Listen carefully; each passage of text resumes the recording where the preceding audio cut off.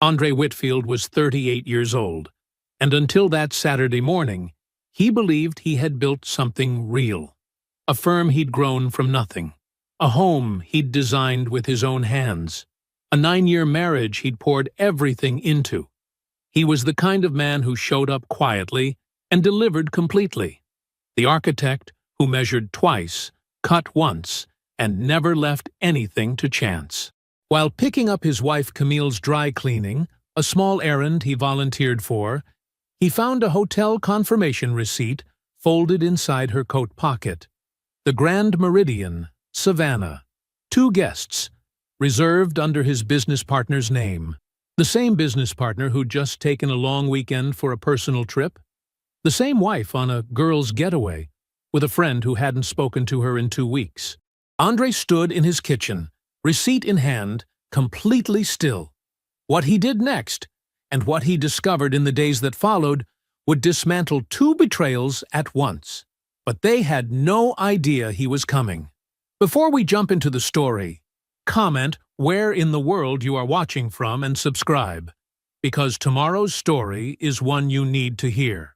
The pencil moved in Andre Whitfield's hand, the way it always did at 6 in the morning. Slow, deliberate, each line drawn with the kind of care most people reserved for things that could break. He sat at his drafting table in the 2nd bedroom he'd converted into a home studio 8 years ago, back when the house was still just framing and promise. The lamp above him cast a warm circle of light across the blueprint paper. Outside, Atlanta was still dark, still quiet. This was his hour. It had been since architecture school, when he'd learned that the best work happened before the world started making noise. The project in front of him was a residential remodel for a family in Kirkwood. 3 bedrooms, 2 baths, a kitchen expansion that would open the entire 1st floor to natural light. Nothing glamorous. But Andre had built his reputation on houses like this, homes where families actually lived, where the design served the people inside it rather than the other way around. He measured a setback line, marked it, and checked it against the site survey pinned to the corkboard above the desk. Then he measured it again. That was Andre, measured twice. Always. His mother, Dorothy Whitfield, had drilled that into him before he ever touched a T-square. She was a postal worker in Memphis, a woman who raised him alone in a 2-bedroom apartment off Lamar Avenue, and never once let him believe that where he started had anything to do with where he could go. She taught him to be precise, to be patient, to keep his word and keep his mouth shut until speaking mattered more than silence. He had carried those lessons from Memphis to a full academic scholarship, from a scholarship to a degree, from a degree to Atlanta, from Atlanta to a firm he built with his own name on the door. 8 years of 16-hour days. 8 years of earning every client through consistency, quality, and the kind of quiet reliability that made people come back. Andre set his pencil down and stretched his shoulders. The house around him was still. He'd designed this house himself, a modest 4-bedroom craftsman in a mid-tier suburb west of the city, set back from the street on a 1/4-acre lot, with mature oaks along the property line. He'd drawn every room to proportion, chose the hardwood floors, specified the window placement so that morning light would reach the kitchen by 7 and the living room by 8. It was not a showpiece. It was a home built by a man who understood what homes were supposed to feel like. It didn't feel like much of anything lately. Andre walked to the kitchen. Camille's coffee cup sat in the sink, a ring of brown residue drying along the rim. She'd been up early, or she'd never really settled in last night. Either way, she was already gone. Her handbag was missing from the hook by the door.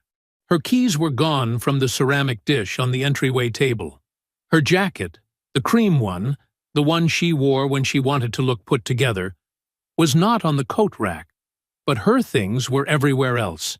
Magazines she hadn't finished fanned across the living room side table, a pair of heels left at the base of the stairs, a half-burned candle on the bathroom counter beside a bottle of perfume that wasn't the one she used to wear.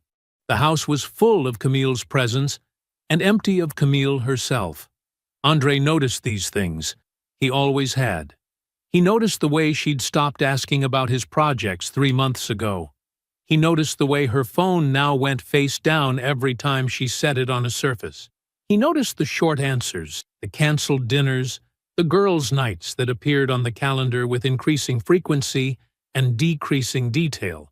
He noticed that when he reached for her in bed last Tuesday, she shifted away like his hand was something she had to tolerate. He noticed all of it. He just hadn't named it. Naming it would mean something had failed. And Andre Whitfield did not build things that failed. He poured water into the kettle, set it on the burner, turned to the hallway closet, where he'd hung her dry cleaning the night before. A small errand he'd volunteered for on his way home from a site visit, because that was the kind of man he was, the kind who picked up the small things without being asked. The plastic bag from the cleaner held 2 blouses and a wool skirt. He'd meant to move them to her closet upstairs. As he lifted the hangers, a folded slip of paper fell from the inside pocket of the skirt and landed on the hardwood floor. Andre picked it up. It was a hotel confirmation, printed on plain white paper, folded twice, creased from being carried. The header read, "The Grand Meridian, Savannah, Georgia." Below that, the reservation details. Check-in, Friday, October 11th. Check-out, Monday, October 14th. Guests, 2. Reservation name, OK4P. Andre read it once. Then he read it again. Then he read it a third time, slower, the way he read structural reports when something in the numbers didn't sit right. Philip Okafor, his business partner, his friend of 12 years, 2 guests, 3 nights. He stood in his kitchen holding the confirmation in one hand. The house he built was silent around him. The kettle had not yet begun to heat. Andre took out his phone. He opened the camera. He laid the receipt flat on the granite countertop and took 2 photographs, one close, one wide enough to show the date and the counter beneath it. Then he set the phone down beside the paper. He turned back to the stove, adjusted the flame under the kettle, and waited for the water to boil. The kitchen was completely silent. The coffee was black and strong. Andre drank it the way he drank everything, slowly, without hurry, as though the morning had nothing in it that required rushing toward. But the phone beside his cup told a different story. The photograph of the hotel confirmation glowed on the screen. He had looked at it 4 times since sitting down. Each time, the words arranged themselves in the same order. The Grand Meridian, 2 guests. Okafor, P. Andre picked up the phone and called Philip. It rang once, twice. Then the automated voice. "The person you are trying to reach is not available. Please leave a message after the tone." He didn't leave a message. He set the phone down, took another sip of coffee. Then he picked it up again and dialed the office line. The main number for Whitfield and Okafor Architecture, the firm he'd built from a folding table in a rented co-working space into a real practice with real clients and a lease on a real suite in Midtown. Brianna picked up on the second ring. 24 years old, organized, sharp. Andre had hired her himself. "Good morning, Whitfield and Okafor." "Morning, Brianna. It's Andre." "Hey! You need something?" "I'm trying to reach Philip. He's not picking up his cell." "Oh, he's out today. Took Friday and Monday off. Said it was a personal trip." She said it the way she said everything. Pleasant, professional, not thinking twice about the words coming out of her mouth. Why would she? It was a normal thing. People took days off. He mentioned where he was headed? No, just that he'd be unreachable most of the weekend. "You want me to email him?" "No, that's fine. I'll catch him next week." "Okay. Have a good one, Andre." He ended the call. Personal trip, unreachable. Friday through Monday. Andre stared at the kitchen wall. The clock above the stove read 7:14 a.m. The house he'd built was still. The light was just starting to come through the east-facing windows, exactly the way he'd designed it to. He picked up his phone one more time. Kezia Moore was Camille's closest friend. Had been for years. She was the name Camille used most often when she needed a reason to be somewhere that wasn't home. Kezia and I are grabbing dinner. Kezia wants to check out that new place in Inman Park. Kezia and I are doing a girls' trip to Savannah this weekend. Andre found Kezia's number in his contacts and called her. She answered on the third ring, her voice still morning soft. Andre? Hey. Everything okay? Everything's fine. Quick question. Camille left this morning for y'all's trip, and I think she forgot her phone charger on the nightstand. You want me to mail it to the hotel? Or is she good borrowing yours? Silence. Then, trip. The Savannah trip. This weekend. Andre, I haven't talked to Camille in like 2 weeks. We don't have anything planned. The quiet that followed was very brief, but it was enough. My mistake, Andre said. His voice didn't change, not even a little. Must have mixed up the dates. Sorry to bother you, Kezia. No bother. Tell her to call me, though. We really do need to catch up.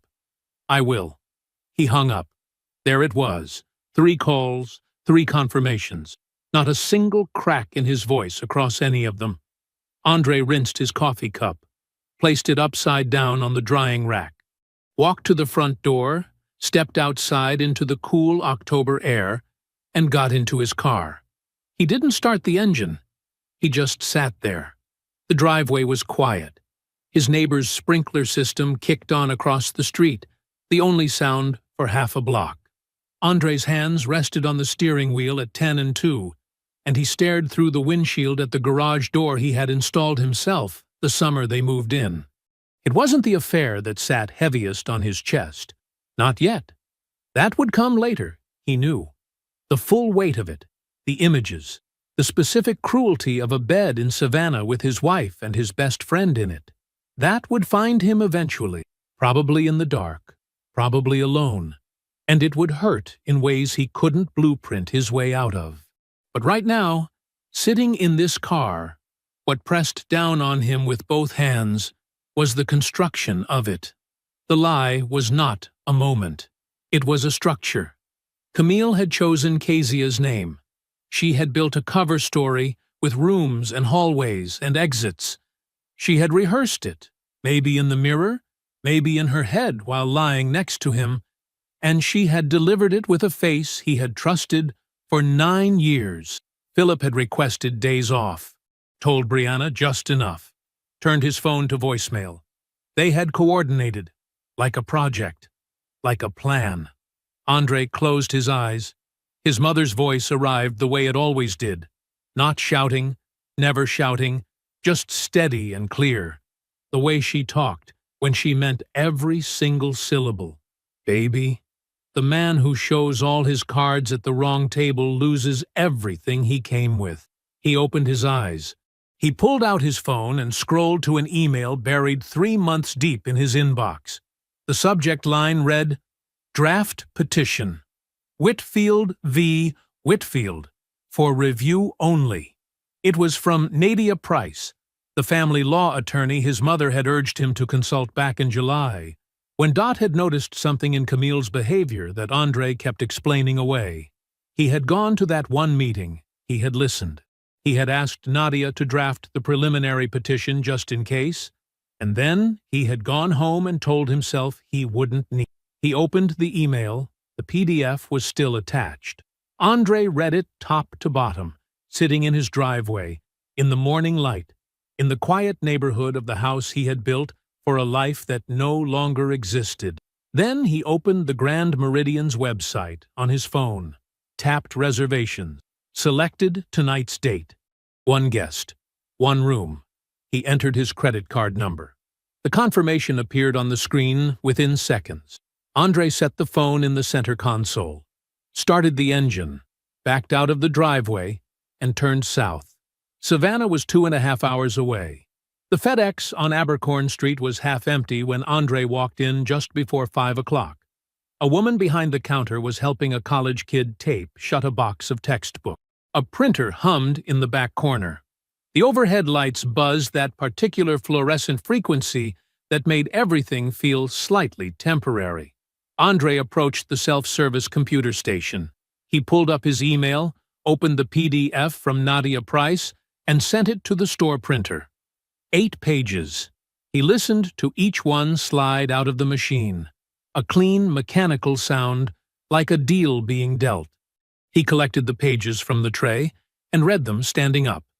Every line, every clause. He had read this document once before in his driveway. Now he read it differently. Not as a possibility, as an action. He signed where the tabs indicated. 3 places. His handwriting was neat and unhurried. The woman behind the counter had finished with the college kid. Andre approached her with the pages squared and even, his license in his hand. "I need this notarized." She glanced at the document. If she had any opinion about what it was, she kept it behind her eyes. "I can do that. You have your ID?" He handed her the license. She checked it, stamped the document, and signed her name with a blue pen. She pressed her seal into the paper. The embossing made a sound like a small, final bite. "You need an envelope?" "Yes, ma'am. A large one?" "Something sturdy." She handed him a white 9x12. Andre slid the pages inside. He did not seal it. "That'll be $11.40. He paid in cash, left the change in the tip jar. The Grand Meridian sat on a landscaped corner 2 blocks from the river, the kind of boutique hotel that announced itself through restraint. Iron railings, cream stucco, gas lanterns flanking a mahogany door.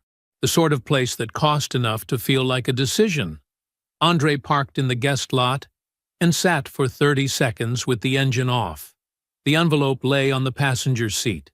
He picked it up, got out, walked through the front entrance like a man who had every reason to be there. The lobby was dim and golden. Marble floor. A low arrangement of white hydrangeas on the reception table. Soft jazz through hidden speakers, the volume just below where it would register as music. The concierge was a young man in a navy blazer, maybe 26, standing behind a narrow oak podium. He looked up and smiled. "Good evening, sir. Checking in?" "I am. But first, I need to deliver something to one of your guests." Andre reached into his jacket and produced the original hotel confirmation printout, the one from Camille's coat pocket. He held it so the concierge could read the name. "I'm dropping off documents for the Okafor reservation. Can you tell me the room number?" The concierge hesitated. His eyes moved from the printout to Andre's face.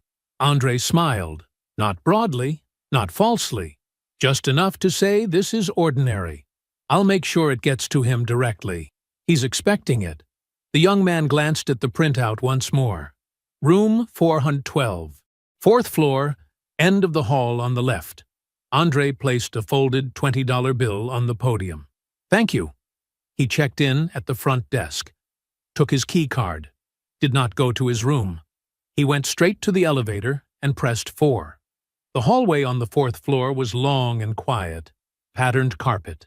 Brass sconces every 10 feet, casting warm half-circles on the walls. His shoes made almost no sound. Room 412 was at the end, just as the concierge said. Andre stood in front of the door. He could hear the low murmur of a television inside. He held the envelope in his left hand. He knocked 3 times, firm, even. The knock of a man delivering something that could not wait. Footsteps. The deadbolt turned. Philip opened the door. He was wearing a white hotel robe, untied at the collar, his feet bare on the tile entryway. His face registered Andre in stages, first recognition, then confusion, then something cold and liquid that moved behind his eyes like water finding a crack. "Andre?" But Andre was already looking past him. The room opened up behind Philip in a wide, warm rectangle. King bed against the far wall. The sheets were pulled back and bunched. The television was playing something neither of them had been watching. And in the mirror above the dresser, large, gold-framed, angled just enough to capture the full depth of the room, Andre saw her. Camille was sitting up in the bed, one hand on the sheet at her chest. Her hair was down, her eyes found his in the glass. Andre absorbed the room the way he absorbed any space, quickly, structurally, with the trained eye of a man who could walk into a building and know within seconds where the weight was held and where it wasn't. 2 wine glasses on the nightstand, one with lipstick on the rim, a bottle of something dark and expensive, 2/3 gone. Camille's overnight bag, the tan leather one with the brass buckles he'd bought her in Charleston, sat open on the luggage rack, her clothes folded neatly inside. Philip's duffel was on the floor near the closet, unzipped and spilling a sleeve. A pair of heels by the bathroom door. A man's watch on the desk. The bed had been slept in, lived in, settled into. This was not a first night. This was comfort. This was routine. Andre looked back at Philip. He held out the envelope. "I drove 2.5 hours to hand-deliver these." His voice was level, unhurried, the same voice he used to walk clients through a final blueprint. "So, there's no confusion about when you received them." Philip looked down at the envelope. He didn't take it. Andre placed it against Philip's chest and let go. Philip caught it reflexively, the way a person catches something falling. From inside the room, one word.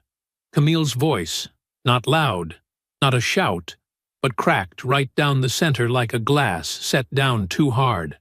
"Andre." He didn't look at her again. He had already seen everything in that room he would ever need to see. He turned and walked to the elevator, pressed the button. The doors opened immediately, as though the building itself had been waiting. He stepped inside and pressed L. The doors closed. The lobby passed beneath his feet. The hydrangeas, the jazz, the brass, and the marble. He walked through the front entrance and into the October evening, where the air off the river was cool and smelled like salt and mud and something green. His car was where he left it. He got in, set his hands on the wheel, started the engine. He pulled out of the hotel parking lot and turned onto the access road that fed the highway north. Decatur was 3 hours from here. His mother would be awake. She was always awake when it mattered. Andre merged onto I-16, and the Grand Meridian shrank in his rearview mirror until the gas lanterns were just 2 small points of light. And then they were nothing at all. The porch light was on. Andre pulled into the narrow driveway behind his mother's silver Camry and shut off the engine. The dashboard clock read 11:47. The house was a small brick ranch on a quiet street in Decatur. 2 bedrooms, 1 bathroom, a screened porch his mother had never once locked because she said anyone desperate enough to steal from a retired postal worker deserved whatever disappointment they found inside. He hadn't called ahead. He didn't need to. The front door opened before his foot hit the top step. Dorothy Whitfield stood in the doorway in her housecoat and slippers, one hand on the doorframe, the other holding her reading glasses. The television was on behind her, the blue glow of a late-night news broadcast, but the volume was off. She had been sitting in her chair, waiting. Not because he'd told her he was coming, but because she was a woman who had raised a son alone and had learned decades ago to feel when something in his world had shifted. She looked at his face. She didn't ask what happened. She stepped aside to let him in. The kitchen was small and clean. Yellow walls, white curtains with tiny flowers along the hem. A wooden table with 4 chairs, though only 2 had ever been used with any regularity. The table had a nick in the corner from when Andre was 11 and tried to build a model bridge with a steak knife. Dot had kept the nick. She said it was evidence of ambition. She filled the kettle without asking if he wanted tea. She set it on the burner and turned the flame to medium. Then she sat down across from him and folded her hands on the table. Andre told her everything. He started with the dry cleaning, the receipt folded inside Camille's coat, the name on the reservation. He told her about calling Philip's phone and getting nothing, about Brianna at the office mentioning the personal trip. about Kezia, confused on the other end of the line, saying she hadn't talked to Camille in 2 weeks. He told her about the FedEx, the notary, the $20 bill on the concierge podium, room 4 and 12, Philip in the white robe, Camille in the mirror. He told her about the envelope pressed against Philip's chest, about walking to the elevator and pressing L and driving north for 3 hours without turning on the radio. Dot listened. Her hands stayed folded. Her face didn't change. She didn't gasp or shake her head or say, "Lord," or "I knew it," or any of the things a person says when they are performing shock. She just received it. All of it. The way a person receives something heavy that they have been expecting to arrive. The kettle whistled. She rose and poured 2 cups, set one in front of Andre, sat back down. "So, what are you going to do?" 5 words. No sympathy wrapped in softness. No outrage dressed up as comfort. Just the question that mattered. Andre looked at the steam rising from his cup. "I'm going to take apart every piece of this, carefully. And I'm going to make sure neither of them walks away with anything I built." Dot nodded. She picked up her tea, blew across the surface, set it down without drinking. "I need to tell you something," she said. Andre went still. 8 months ago, maybe 9. Her voice was even, but he could hear the weight underneath it, the weight of something carried too long in silence. "I was coming out of that Ethiopian place on Peachtree, the one near Lenox, and I saw them." She didn't say who. She didn't need to. They were coming out of a restaurant across the street, walking to his car. His hand was on the small of her back. Not the way a friend touches someone, the way a man touches a woman he's familiar with. The kitchen was very quiet. The refrigerator hummed. "I sat in my car for 20 minutes trying to decide what to do. And I decided I couldn't tell you something I couldn't prove." Her eyes were steady on his, but her jaw was tight. "I didn't want to put a wound in you based on what I saw through a car window across 4 lanes of traffic. I thought, maybe I was wrong. Maybe it was nothing." She paused. "I wasn't wrong." Andre looked at his mother. He saw the guilt there, small, controlled, carried the way she carried everything, close to the chest and without drama. She had held this for 8 months. She had watched him come to Sunday dinners with Camille, watched him talk about the firm and the house and the future, and she had held what she knew like a stone in her pocket, waiting for the moment it would either dissolve or become undeniable. It was undeniable now. 8 months. At least, probably longer. The reservation, the comfort in that hotel room, the wine glasses and the overnight bags and the settled way they occupied that space. This was not something new. This was infrastructure. Camille and Philip had built something behind his back, and they had been living in it while he poured the foundation of a life they had already decided to leave. "Is Nadia Price still the best?" he asked. Dot picked up her tea, drank, set it down. "She's the reason my friend Carol kept her house and her pension. I'll call her in the morning." Dot nodded once. That was all that needed to be said. His old bedroom was at the end of the hall. Twin bed. Blue plaid comforter that was older than his architecture degree. A bookshelf still holding his college textbooks, and a framed photo of him at his graduation. 24 years old, grinning like a man who believed the hardest part was behind him. Andre lay on his back in the dark. The ceiling was the same off-white it had always been. There was a hairline crack near the light fixture he'd first noticed at 15 and had never repaired because his mother said it gave the room character. He stared at it now. 14 months. That was the number forming in his mind. If Dot saw them 8 months ago, and they had already looked comfortable then, familiar, practiced, unhurried, then the beginning was further back, much further. He started doing what his mind always did when a structure revealed itself to be unsound. He went back through the timeline and looked for the load-bearing failures. 14 months ago, Camille started going to a new gym. She never said which one. He never asked. 13 months ago, Philip suggested restructuring the firm's billing software. Andre let him handle it, trusted him to handle it. 12 months ago, Camille stopped asking about his projects. She used to sit on the couch while he talked through designs. She stopped. 11 months ago, a weekend trip she took to visit her college roommate in Charlotte. He drove her to the airport, kissed her at the curb. 10 months. 9. 8.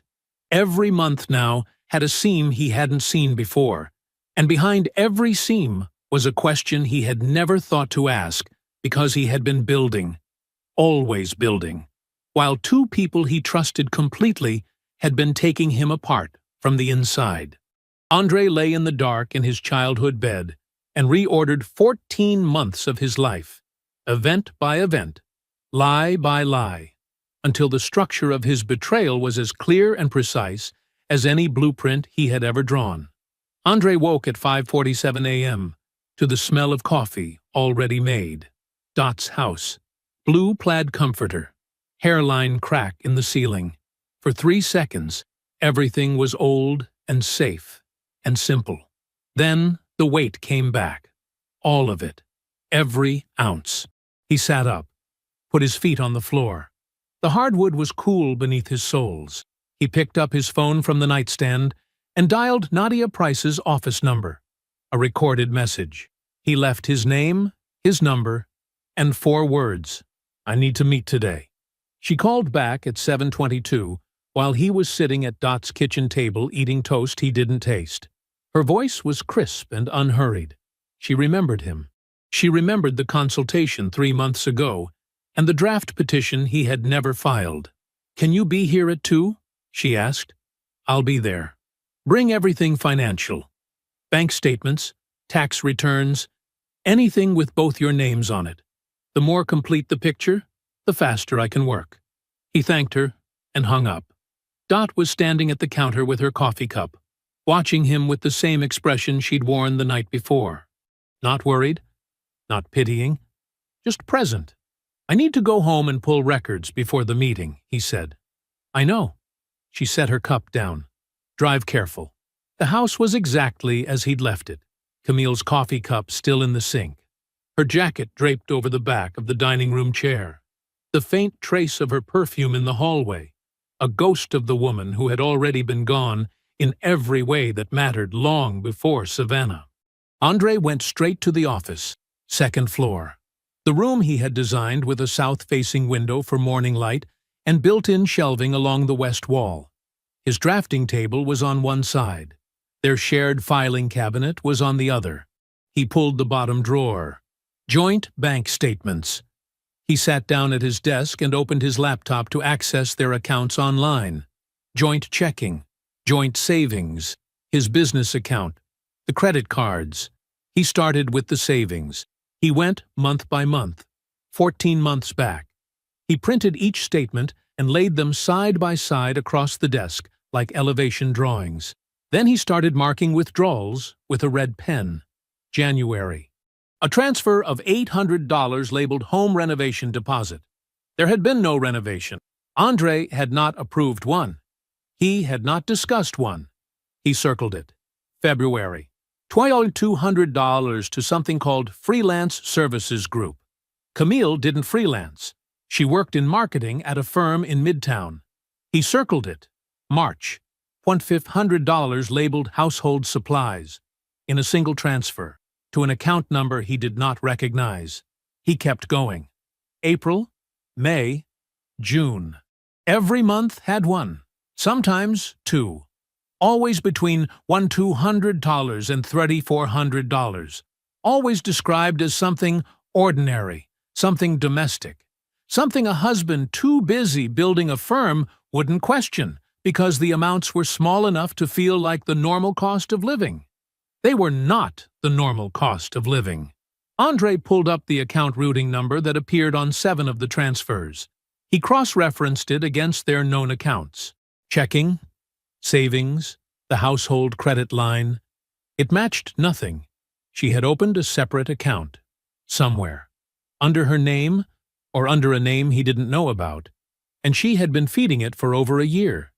He added the figures, red pen, margins of the printed statements. The total came to $34,200.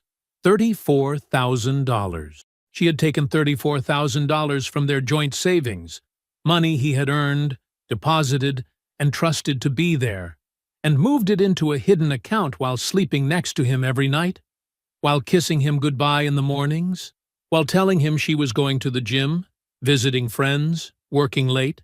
She wasn't just sleeping with Philip. She was building an exit, plank by plank, dollar by dollar. A door she could walk through whenever she decided the performance of their marriage was no longer worth maintaining. Andre sat with the papers for a long time. Then he opened the filing cabinet's second drawer and pulled out a box of manila folders and a set of colored tabs. He organized every document, chronological, color-coded, bank statements tabbed in blue, transfer records in red, account summaries in green, every page dated in the upper right corner in his own hand, every anomaly highlighted and cross-referenced to the corresponding monthly statement. His phone buzzed on the desk. He glanced at the screen. Camille. He let it ring. It stopped. Then it buzzed again, and again, and again. Over the next 2 hours, while he built the folder the way he built a set of construction documents, precise, complete, inarguable, his phone registered 12 missed calls, all from Camille. No voicemails. She was the kind of person who didn't leave messages. She expected you to see her name and call back. He did not call back. He was not ready for her to hear his voice and measure what he knew by its temperature. He was not ready for her to perform an explanation he would have to pretend to consider. Not yet. Not until every piece was in place. At 1:15 p.m., Andre put on a clean shirt. He picked up the folder. It was heavy, 2 inches thick, tabbed, dated, and cross-referenced to the decimal. He locked the house behind him and drove downtown. Nadia Price's office was on the 9th floor of a building on Peachtree Street. Clean lines, glass and steel. The waiting room was quiet and smelled like nothing. No candles, no air freshener, no warmth designed to put you at ease. It was a room built for people who were past the point of being put at ease. Andre was shown in at exactly 2 o'clock. Nadia stood behind her desk. She was tall, dark-skinned, natural hair pulled back in a low bun. She wore a navy suit and no jewelry except a thin watch. Her handshake was firm and brief. "Sit down," she said. He sat. He placed the folder on the table between them, 2 inches thick, every tab visible, every page in order. Nadia looked at the folder. Then she looked at him. Andre opened it to the first tabbed section and laid his hands flat on either side. 14 months of transfers, he said. $34,000 moved into an account I didn't know existed, disguised as household expenses and services that were never performed. He met her eyes. She wasn't just leaving. She was funding the departure while I paid for everything else. Nadia pulled the folder toward her. She opened it. She began to read. Nadia read for 47 minutes. She did not rush. She did not skim. She turned each page with the same deliberate patience, pausing at the highlighted transfers, running her finger along the routing numbers Andre had cross-referenced. Twice she pulled a yellow legal pad from her desk drawer and wrote something down. Once she went back 3 pages to compare a date. Andre sat still. He did not feel the need to explain. The folder spoke for itself. When she finished, Nadia closed the folder and placed both hands flat on top of it. She looked at him with an expression that was not sympathy. It was recognition. The look of someone who had seen this pattern before and understood its architecture. "This is thorough," she said. "You've done half my work for me. I wanted you to have everything. I do, for the marriage." She paused. "But you have a business partner, too.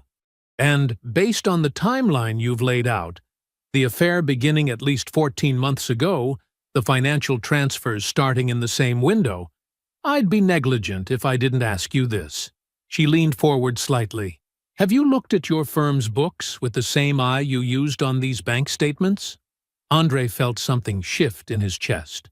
Not surprise, something heavier. The feeling of a door he had been standing in front of, but had not yet opened. "No," he said. "You should." Nadia's voice was even.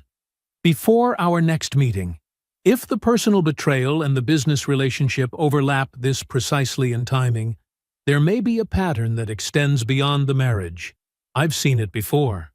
Once someone crosses one line, the others get easier." Andre nodded. He understood.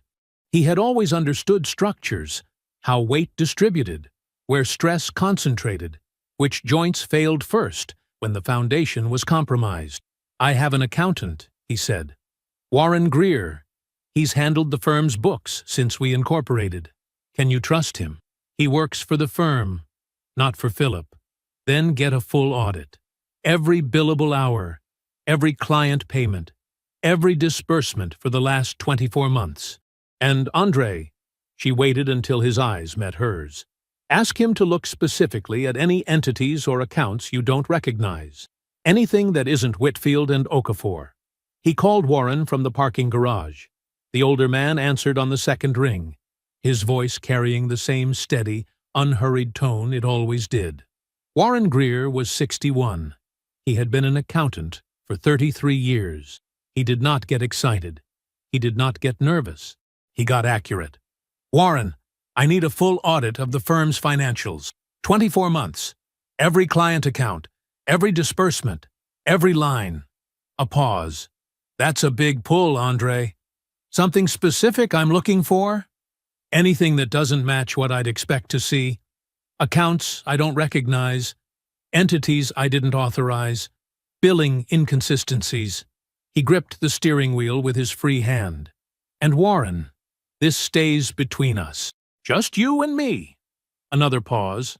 Longer this time. "Understood," Warren said. "Give me 4 days." It took 3. Warren called on a Tuesday evening. Andre was at the house. Camille had not come home since Savannah. She was staying with a friend. Or with someone. Or somewhere. It didn't matter. The house was quiet, and Andre had stopped noticing her absence as anything other than operational convenience. "You need to come see this in person," Warren said. His voice was the same as always, steady, unhurried, but there was something underneath it now, a weight that hadn't been there before. Andre drove to Warren's office the next morning.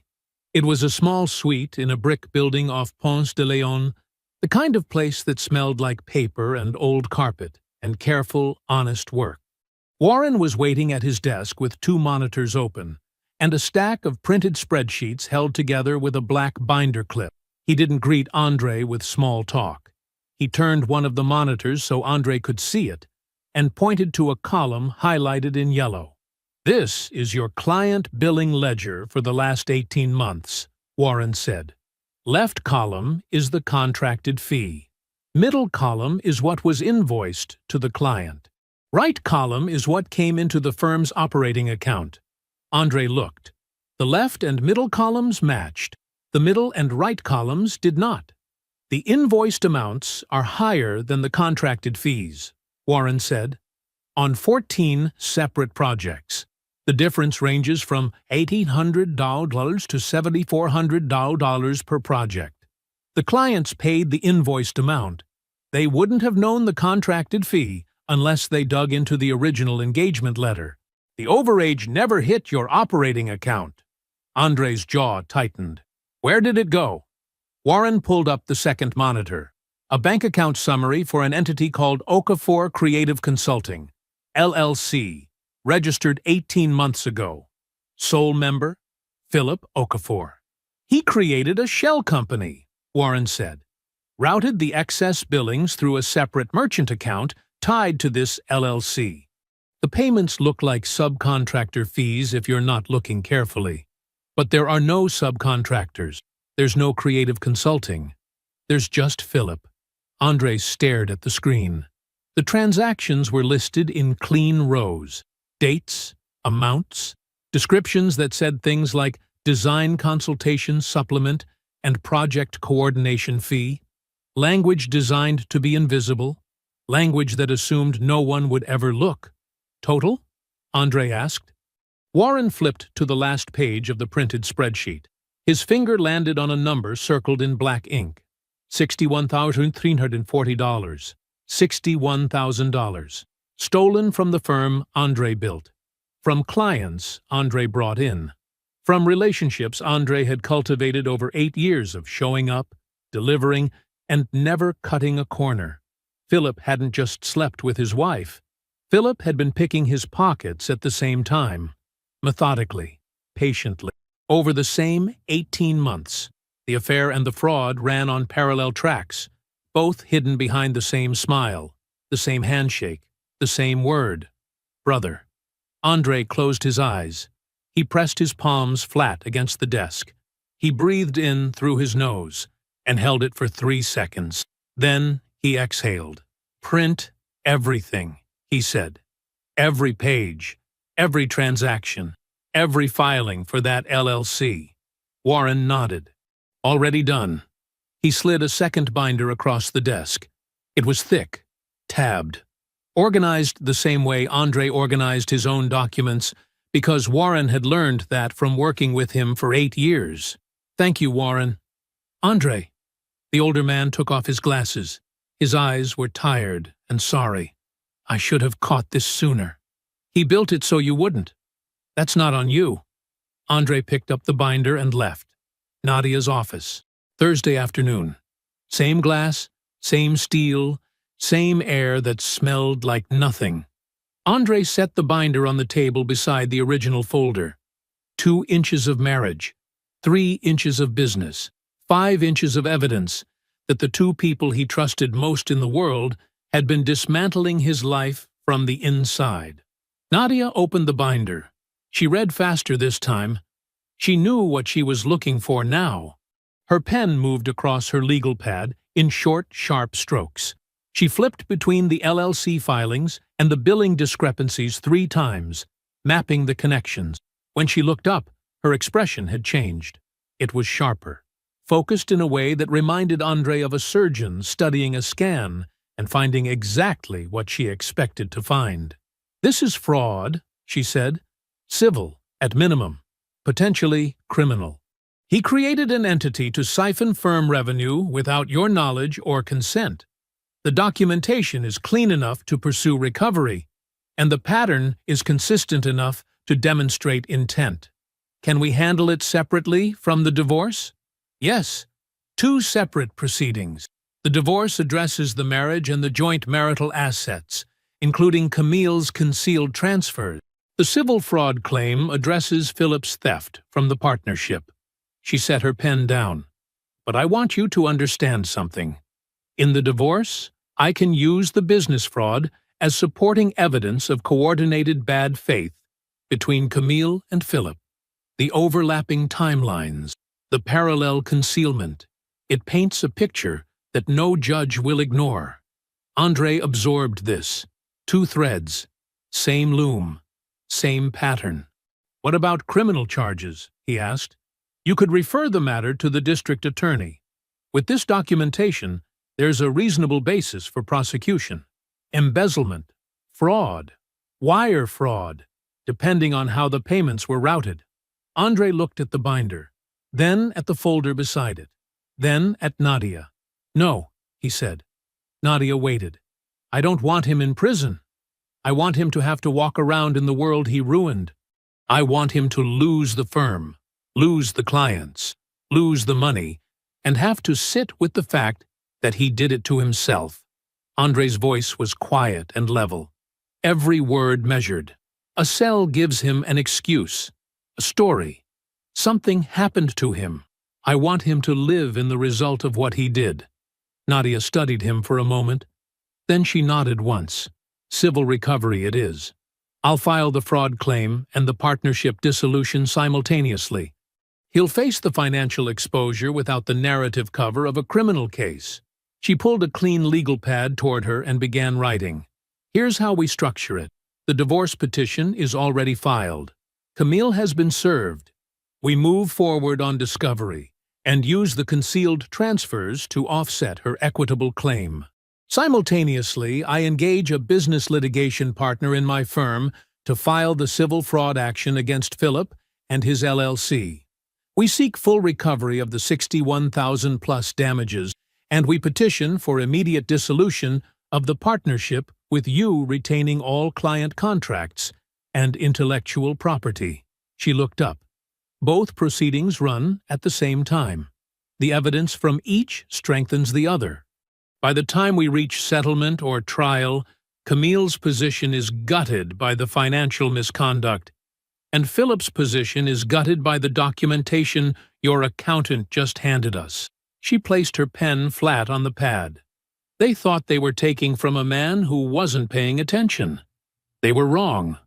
Andre looked at the two files on the table. 5 inches of paper. 8 years of trust. Everything measured, verified, and ready. "Do it," he said. "Both." She came on a Tuesday. Andre was at his desk in the firm's main studio, reviewing elevation drawings for a client renovation in Inman Park. The office was quiet. Brianna was at the front desk. The afternoon light fell across Andre's blueprints in long, clean rectangles through the floor-to-ceiling windows he'd chosen when he signed the lease 4 years ago. He remembered the day he and Philip had walked this space for the first time. Philip had pointed at the windows and said, "This is where we become somebody." Andre heard her heels on the hardwood before he saw her. Camille walked through the studio door like she belonged there. She was dressed carefully. Cream blouse, tailored slacks, gold studs in her ears. Her hair was freshly done. Her makeup was precise. Every detail selected and arranged. This was not a woman who had been crying for 6 days. This was a woman who had spent 6 days preparing for a performance. "Andre," she said. Not a question. A placement of herself in the room. He looked up from his drawings. He did not stand. "Can we talk?" she said. She pulled a chair from the small conference table near the window and sat down without waiting for an answer. She crossed her legs. She folded her hands in her lap. Her fingers were steady. "I know how this looked," she began. Her voice was calm, practiced, soft enough to suggest vulnerability, firm enough to maintain control. "And I'm not going to sit here and pretend it didn't happen. But you need to understand that this situation is complicated." Andre watched her. He said nothing. "We haven't been connected in a long time, Andre. You know that. I've tried to talk to you about it. I've tried to get you to see what was happening between us. You were always working. Always at this desk, or at the house, or on the phone with a client." She paused. Let the silence do work. She thought it was doing. What happened with Philip? It wasn't planned. It was a symptom of something that had been breaking for a long time. She waited. She was watching his face the way someone watches a locked door, looking for the click. Andre's expression did not change. His hands remained still on the desk. His breathing was even. He gave her nothing. No anger she could push against, no pain she could soothe, no crack she could wedge herself into. He was a wall with good manners. Camille blinked. Once. She uncrossed her legs and leaned forward slightly. The softness in her voice thinned. "I've spoken with an attorney," she said. "And you should know that under Georgia law, I'm entitled to equitable distribution of everything we built during this marriage. That includes this firm, Andre. Half the value, half the assets. I helped build this life. I supported you while you built all of this." She gestured around the studio. At the windows, the drafting tables, the framed project photos lining the wall. "My attorney says my position is strong." She said, "My position is strong," the way someone sets down a card they believe is the highest one at the table. She watched him, waited for the flinch, the jaw clench, the flash behind the eyes that would tell her she'd landed the blow.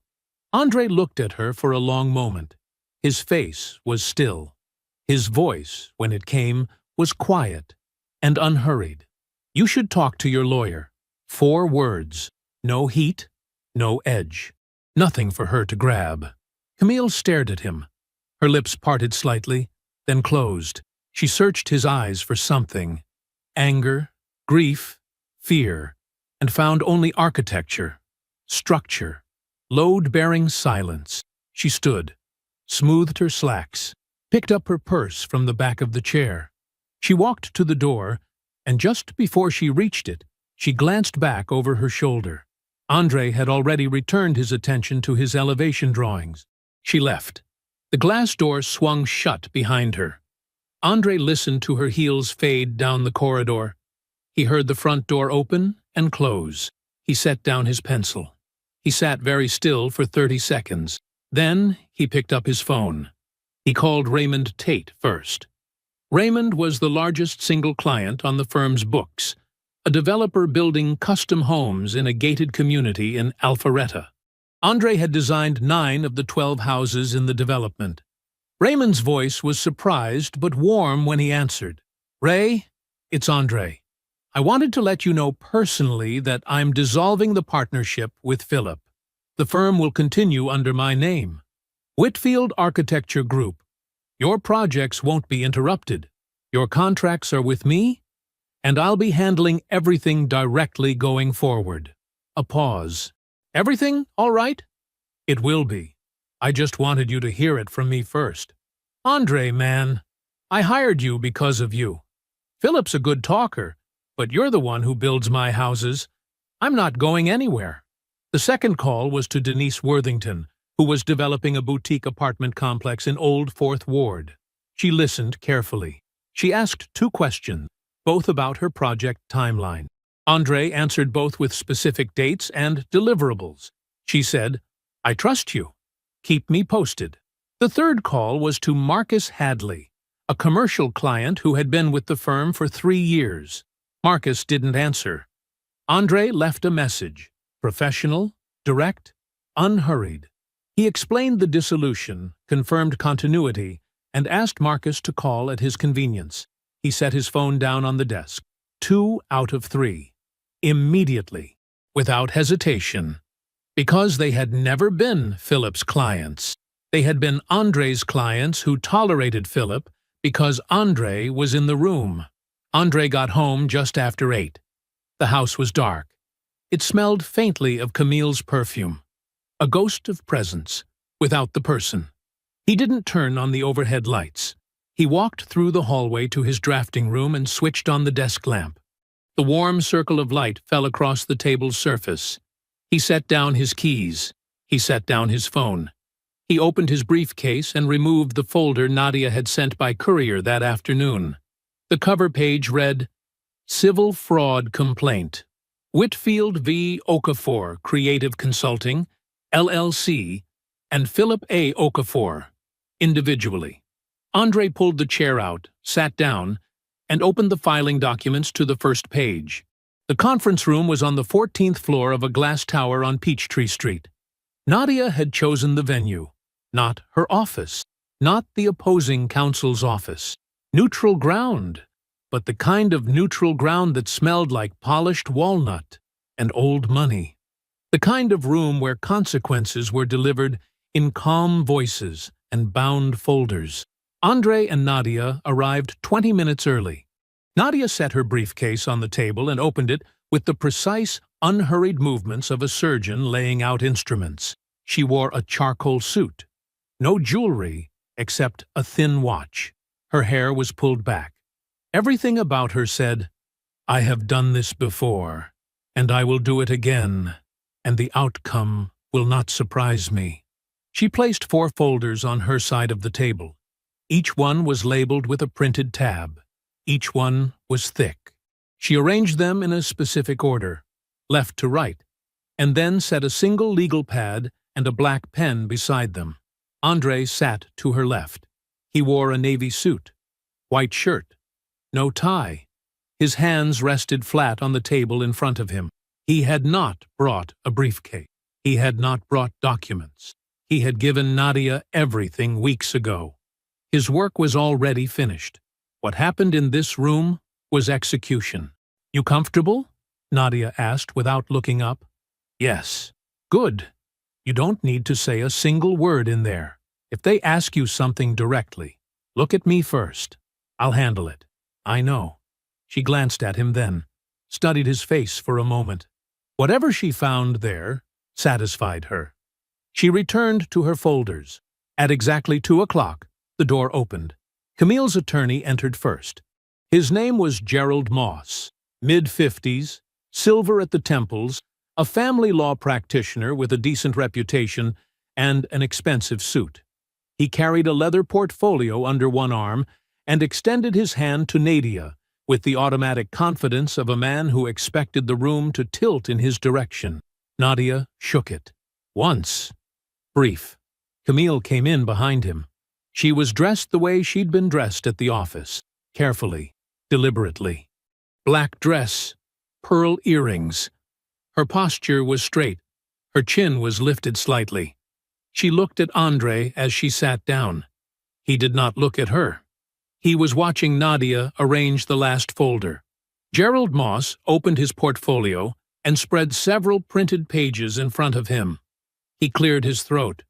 Thank you all for being here. My client is prepared to negotiate in good faith toward an equitable resolution.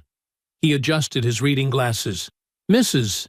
Whitfield contributed significantly to the household throughout the duration of the marriage. She managed domestic responsibilities that enabled Mr. Whitfield to focus exclusively on building his professional practice.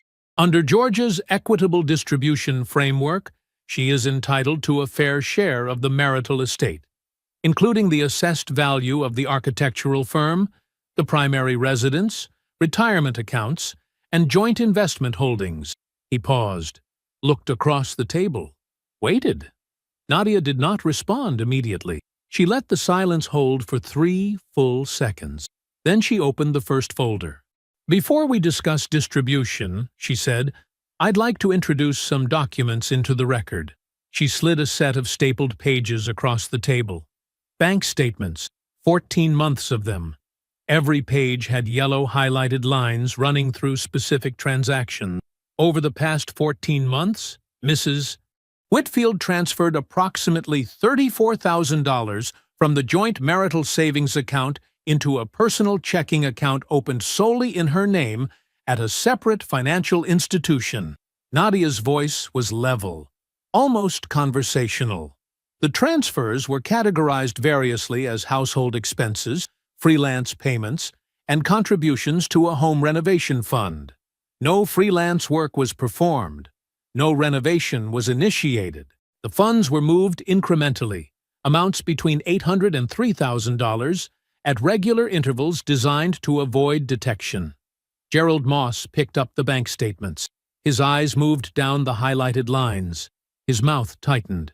Camille did not move. This pattern of financial concealment, Nadia continued, constitutes marital waste under Georgia law and demonstrates sustained bad faith over an extended period. My client was unaware of this account until he conducted a review of the household finances following the discovery of Mrs. Whitfield's extramarital relationship. Gerald Moss set the papers down. He turned to Camille. She was staring at the bank statements on the table as though they were something alive. I'd like a moment with my client, he said. Of course, Nadia said. But before you step out, I want to make sure you have the complete picture. She opened the second folder. This one was thicker. She placed it in front of Gerald Moss and folded her hands on the table. This is a forensic audit summary of Whitfield and Okafor Architecture, LLC. It documents a pattern of fraudulent double billing by Mr. Philip Okafor over a period of 18 months, during which approximately $61,000 was routed from the firm into a private LLC created by Mr. Okafor without my client's knowledge or consent. She paused. Let the numbers sit in the room.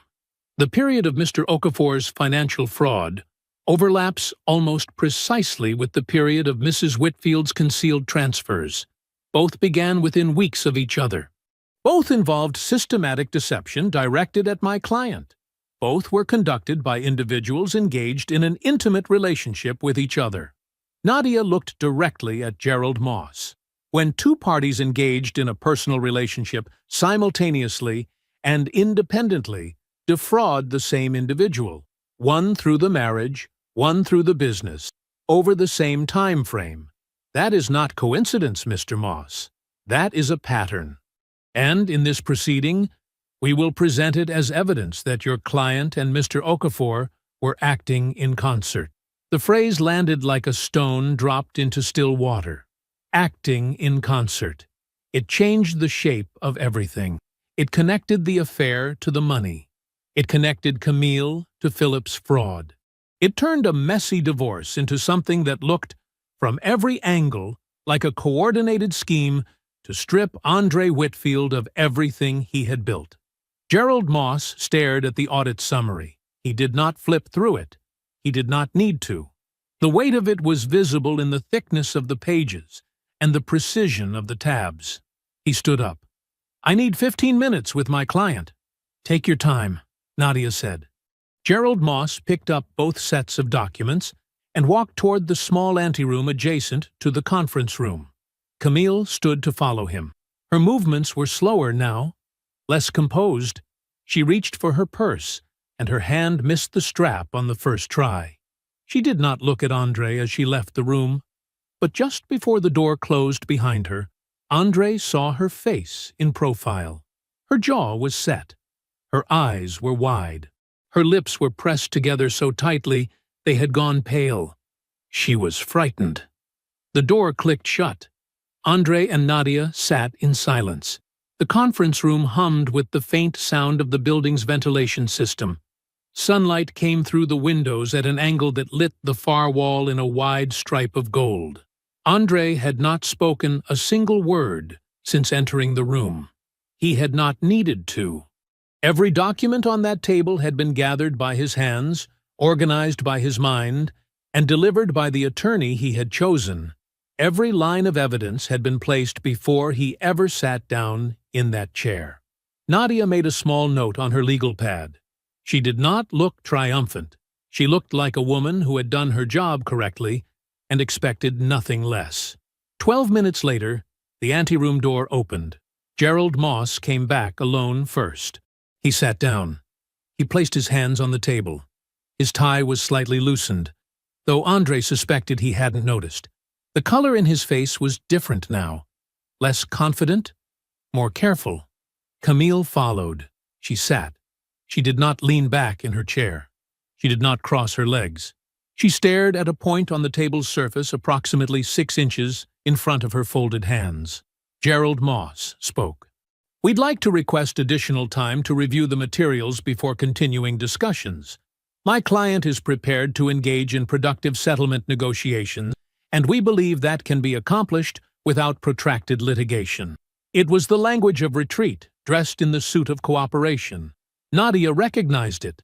Andre recognized it. Gerald Moss knew they recognized it. "We're happy to accommodate a reasonable timeline," Nadia said. "I'll have my office send over a proposed framework by end of week." The meeting was over. Outside, the afternoon sun hit the sidewalk hard. Atlanta in late spring. The air was warm and thick. Andre and Nadia walked side by side toward the parking deck. Their shoes clicked on the concrete in alternating rhythm. Nadia adjusted her briefcase strap on her shoulder. She looked straight ahead when she spoke. "They'll settle." Andre glanced at her. Moss knows what that audit looks like in front of a judge. He knows what acting in concert means for her credibility. He's going to tell her to take what she can get and walk away before this gets worse. She paused at the crosswalk.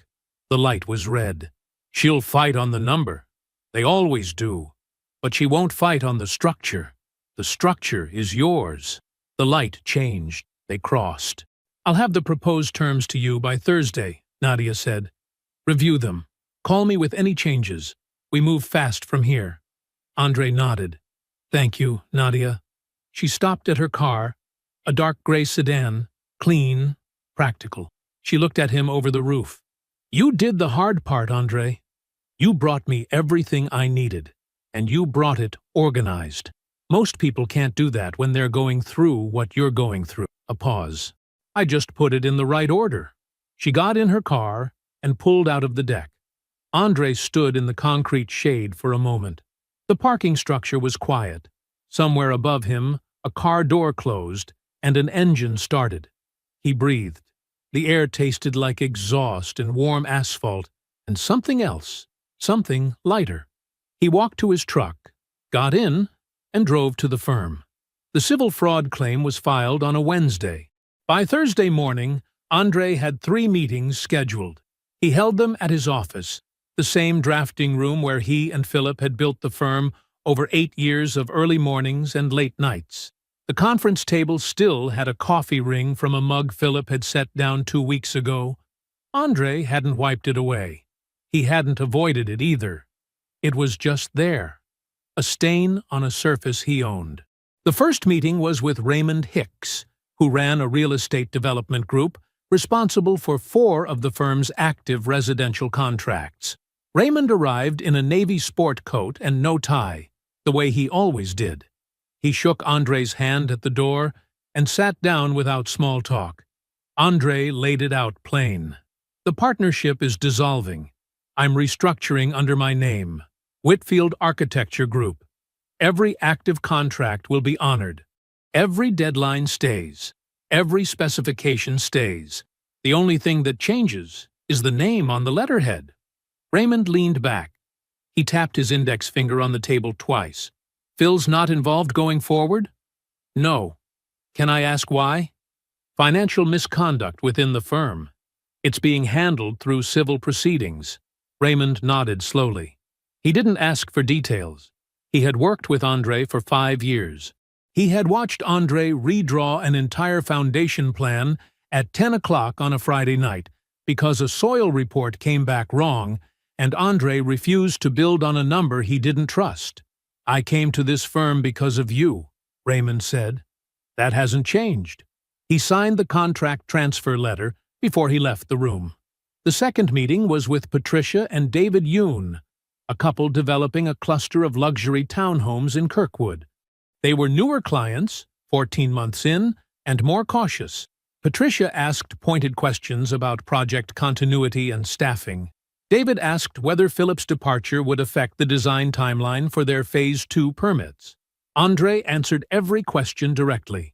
He opened his laptop and walked them through the current project file. Every revision, every material selection, every note from the last site visit. All of it was his work. All of it had always been his work. Patricia looked at David. David looked at the screen, then at Andre. We're staying, Patricia said. That was 2. The third client was Marcus Ellerby, who owned a chain of boutique apartment buildings across Midtown. Marcus was careful with loyalty. He told Andre he needed a few days to think it over. Andre thanked him, shook his hand, and didn't press. 4 days later, Marcus called back. I talked to Raymond, he said. He told me what I already knew. You're the reason any of us walked through that door. 3 for 3. Philip called on a Saturday. Andre was at his drafting table. Morning light came through the east-facing window and fell across a set of elevation drawings for the Yoon townhome. His phone buzzed on the desk. The screen read, Philip Okafor. He let it ring 3 times. Then he picked it up. Andre! Philip's voice was thick, rougher than usual. He sounded like he hadn't been sleeping. I need you to hear me say this. I'm sorry. I know that doesn't fix anything, but I need you to know I'm sorry. Andre said nothing. We were like brothers, man. You know that. 12 years. I never meant for any of this to... I know, Andre said. Silence on the line. That's what made it worth so much. He hung up. He set the phone face down on the drafting table. He picked up his pencil. He went back to work. Philip's attorney reached out to Nadia the following week. There was no fight left to mount. Without the firm, without the clients, without the partner whose name had given his own name weight, Philip had no leverage and no income stream sufficient to sustain a legal battle. His attorney proposed a structured settlement, $47,000 repaid over 36 months. Nadia reviewed the terms, consulted Andre, and accepted with one modification, a non-compete clause covering the state of Georgia for 5 years. Philip signed. Within a month, he was gone. He moved to Houston.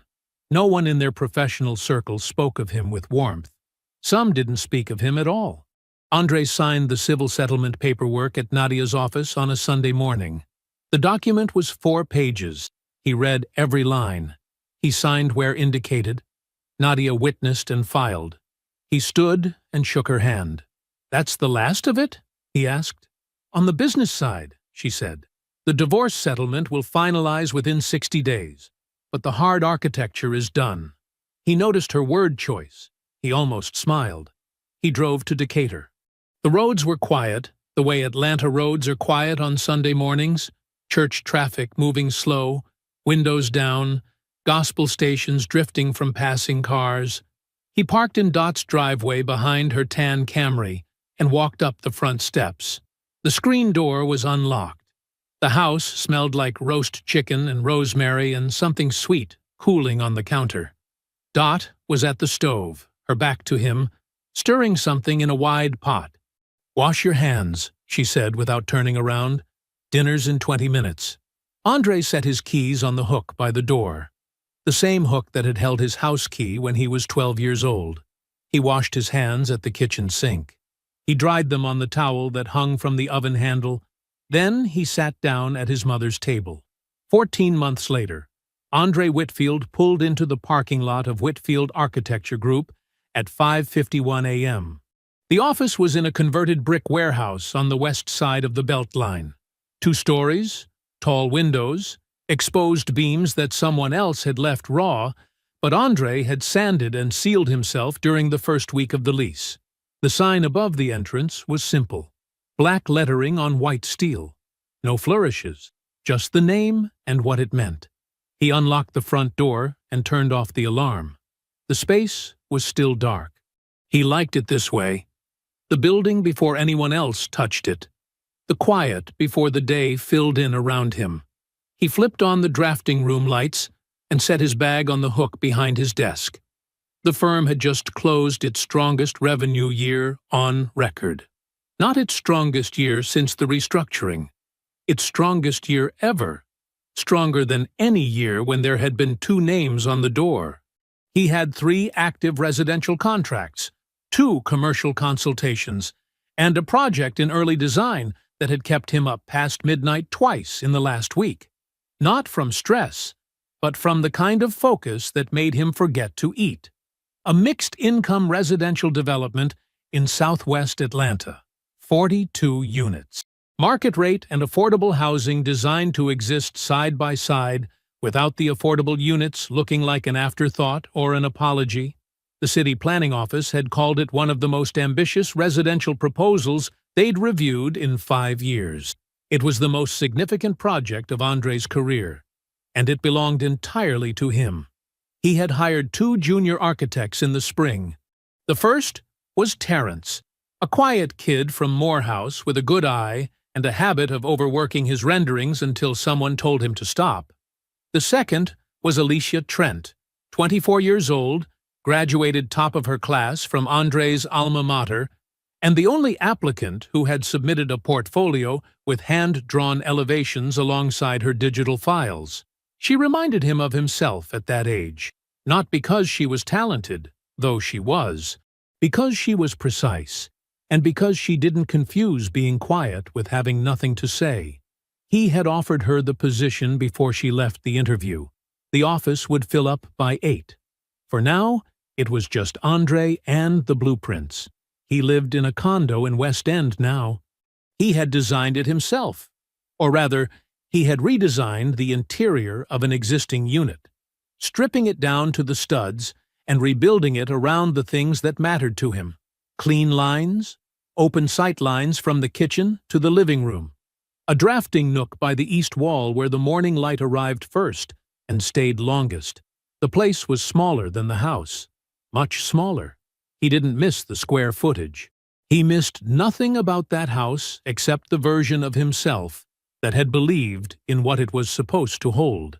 He cooked again. Simple things at first. Eggs, rice, roasted vegetables, the meals his mother had taught him when he was 15, and she decided he would not be a man who couldn't feed himself. Now he made full dinners 3 or 4 nights a week.